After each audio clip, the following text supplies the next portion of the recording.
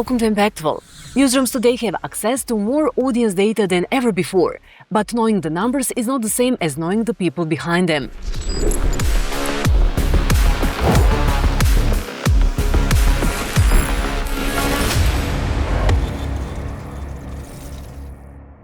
Today I'm speaking with Khalil. Khalil works with newsrooms around the world, helping them better understand their audiences and make more informed editorial decisions. We talk about audience connection, the user needs model, and how AI and synthetic personas are changing the way newsrooms think about their audiences. Khalil, thank you for joining us. Oh, thank you. Thank you so much for having me. Khalil, much of your work is about helping newsrooms connect better with their audiences. When we talk about audience connection today, what does that really mean beyond clicks, reach, and dashboards? To me, audience connection is when audiences or people feel like journalism sees them. And I guess what I mean by that is when people feel journalism is helping them know, understand what's happening, feel something about what's happening, do stuff about what's happening. When people feel that the context, the situation in which they are has been respected. I think all of that leads to that connection. And I suppose from our perspective, so from the perspective of the newsrooms or the industry, I think it means really more empathy, more compassion, more humility, allowing ourselves to challenge our assumptions with better listening to people, better understanding what people, better understanding the people that we are meant to serve, really. So all of those things lead to that connection. You spoke about empathy and the importance of really listening to people. This is where the user need models becomes so useful. Instead of asking only what should we publish, it asks what do people need from us. What changes when a newsroom starts from that question? The user needs model is one, method, one tool that allows people to, or that allows newsroom to sort of uh, center themselves around audiences, center themselves around people. And there are other tools as well, solutions journalism, change-centric journalism, all of those things. But I think you're right that rebuilding those meaningful audience relationships leads to quite a lot of good things. One of those things, which isn't talked about as much as it probably should, in my opinion, is the clarity that it creates within a newsroom. Because when the objective is set, so for sort of more audience informed or audience centric or audience first newsrooms, the objective is actually quite clear. We want to serve the audience in whatever way. So when that objective is quite clear, then there is clarity within the newsroom, and decision making becomes much easier. And we know that that clarity is important for not just efficiency, but also for path towards sustainability. So I think, it's sort of all of that plays into that sustainability question, which is obviously very important. I guess I'm talking quite a lot about humility, but that is something that you sort of see that much more as well within newsrooms. When suddenly the newsrooms center around audiences, around people, the need, the curiosity to better understand people, to better understand their needs, to better understand their interests, to better understand the problems that they have becomes very important for the newsroom, for news organizations, because that understanding allows them to then address those needs, address those interests, find solutions to the problems. And that allows them to be valuable. And that creating that value, as we said, is sort of that North Star, is sort of the guiding line for a lot of newsrooms. So I think, again, that alignment becomes very important. Everyone moving in that direction. And as I said, it becomes kind of a necessity, a key element for sustainability as well going forward.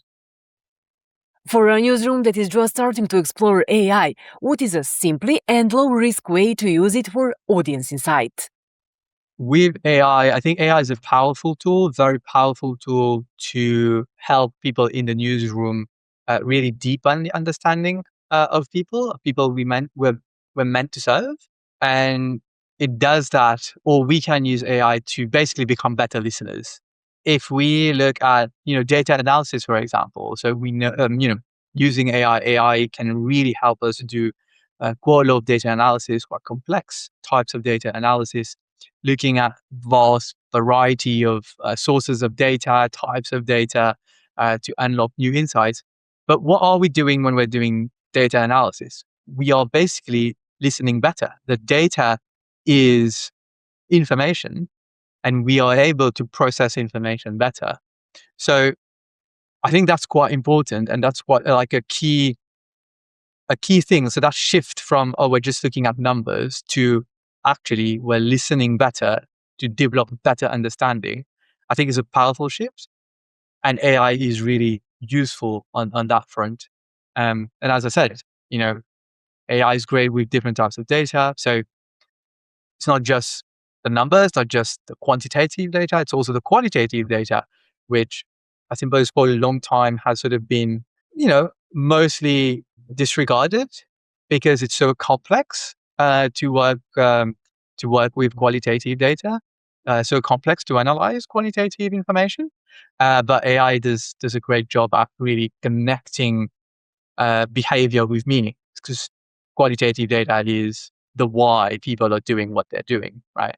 So with AI, we can make more sense of the qualitative data, better understand why people are doing what they're doing, what their intentions are, what their expectations are.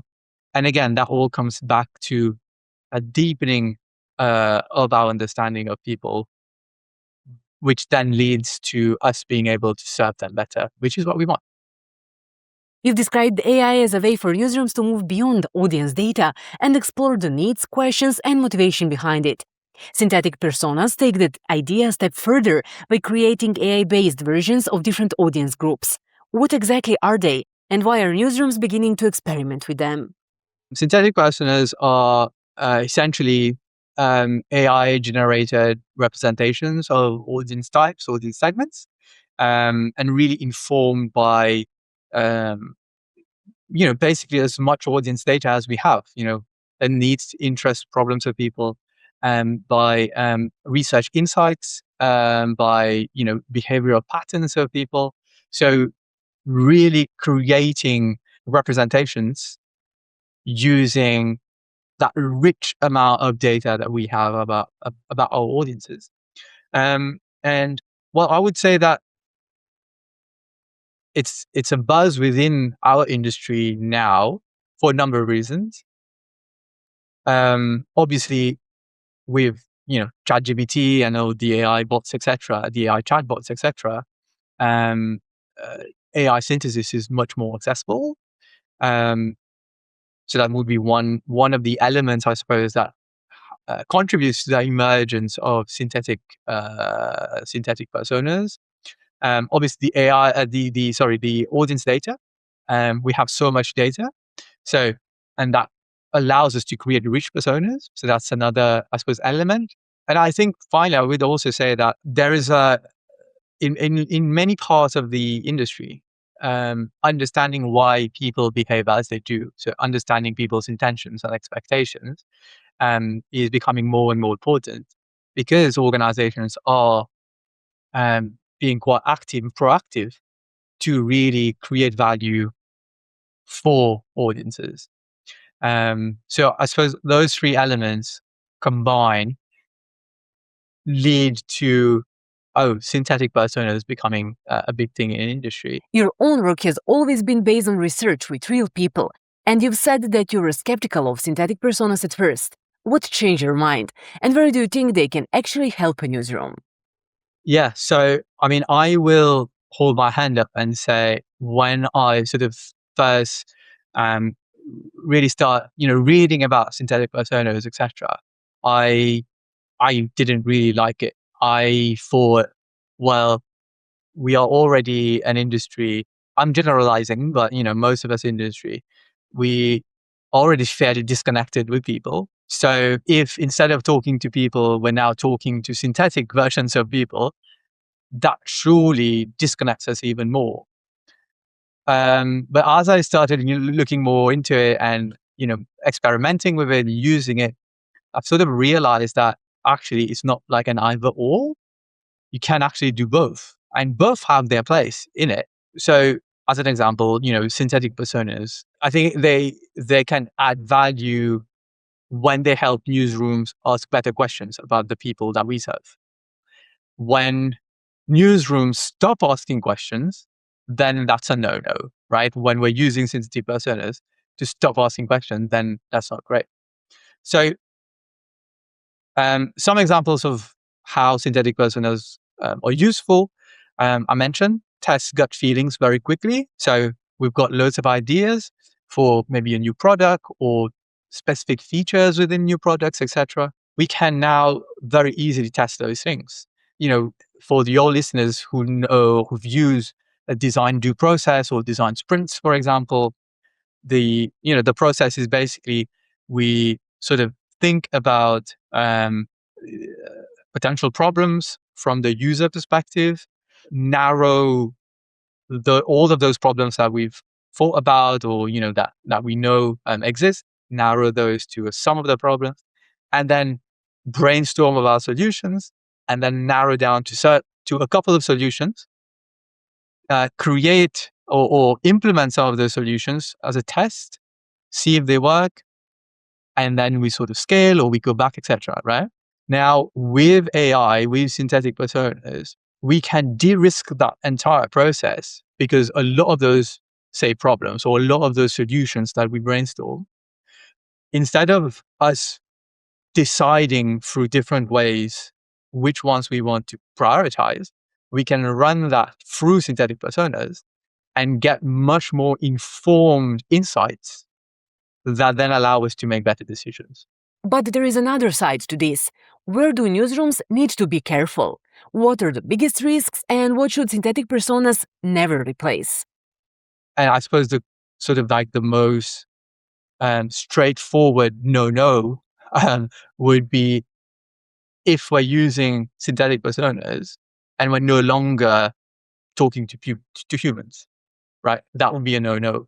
Um, there's a lot of risk that comes from that. Obviously, there's a disconnection, false confidence that we can get because AI systems are very convincing when they with their outputs, and stereotypes as well. Just you know, um, based on the training models or all that kind of stuff. So there are those pitfalls that do come as well. But again, I think if ultimately we're using synthetic personas to reinforce humility, reinforce curiosity, ultimately that's a good thing. It's just doing just synthetic research isn't the solution, but doing synthetic research and human research together to complement one another, I think that's probably a something that more and more people should experiment with at least. So, it is not really about choosing between synthetic research and human research. It is about understanding how the two can work together. Where newsrooms try to bring audience insight, the user needs model, AI tools, and synthetic personas into the same process. What do they most often get wrong? When we think about AI tools, synthetic personas, etc., I think there's an assumption that ultimately we'll be able to do more, right? We'll be able to do things more rapidly. We'll be able, so which means that then we'll be able to do more things. But as I said, deep understanding of audiences is about humility and curiosity, and it takes time and it takes work. The more we learn about the people that we serve, the more we know, the more questions we have, right? It's that famous quote where you climb a hill and then you see so many more mountains. So the more we understand, the more questions we have, and the more the need to uncover. So using these synthetic personas, they are tools to create more audience connection, and there's more opportunity to see them as one system with a common objective. I think that is clear, but also it isn't going to lead to less work. It could potentially lead to more work, but the end goal here is creating a better understanding of people. There are so many AI tools available now that it can be difficult to know which ones are actually useful. For journalists, editor, and product teams, how can they avoid chasing every new tool and decide which ones are worth exploring? This doesn't just apply for AI tools. I think it applies for any tool in general. The tools alone aren't helpful. Tools in service of an objective is what is helpful. So the way I always approach this is I try to have clarity about what is it that we want to achieve? What's the objective? And then I move backward from there. So with the objective fixed, then it's about, okay, what what data do I need to know whether we're moving towards the objective or maybe moving away from objectives, right? So once we know what are the data that we need, then we move backward. Then we think about, okay, what are the tools that we need to allow us to, either collect the data, synthesize the data, etc., etc. So I think that's, as I said, kind of a general sort of way of thinking or process for tool selection in general. Certainly for AI tools as well. There, as you say, there are so many AI tools. Like it seems like, I was gonna say like, dozens of new AI tools every day, but maybe even more. I don't know. You can't just keep up with all of them, and it's very easy to get overwhelmed. But if you have that very clear objective, then you sort of go and look for the tools, the AI tools or otherwise, that allow you to deliver on those objectives. You've said that teams should begin with the goal, not with the tool. Once they are closer about what they want to achieve, how should they choose an AI tool responsibly? What should they look at before deciding to use it? Maybe we can, share a link in the show notes or something. But there is an article that was written a couple of years ago by two researchers, which basically gives us like a criteria or checklist for external AI systems, and they mentioned like 10 factors, 10 things to look at, and those include quality of the training data, quality of the model, um, ownership of the training data, data storage, liability, impact on the environment, etc., etc. And this is sort of my kind of go-to checklist or criteria for AI systems, external AI system. So obviously the article goes into much more detail, but yeah, I think it's really useful, and I would encourage people to sort of maybe use that at least as a bit of a template if they want to sort of develop their own criteria. That's kind of like a good place to start. Let's make this practical. Which tools do you personally keep coming back to for audience research, synthetic personas, or data analysis? What do they help you do better? We talked quite a lot about synthetic personas. So I use a service called AskRally, AskRally, for synthetic personas. So they make it very easy to build synthetic personas, build cohorts. Um, so, you bring in your data, you put it in there, it creates the personas. You have like, a lot of control in terms of how to change things, etc. And then you can talk to the personas, you can talk to the different cohorts as well. It also has some sort of inbuilt personas as well. So you can sort of, you know, use those, or at least use them as templates, and define them more closely to your own audiences or personas that you want to target. But very useful tool. Free tier, you can do a lot with that, so you can just go and experiment. Um, but I mean, I guess, yeah, for other audience work, there's so many other tools that come to mind.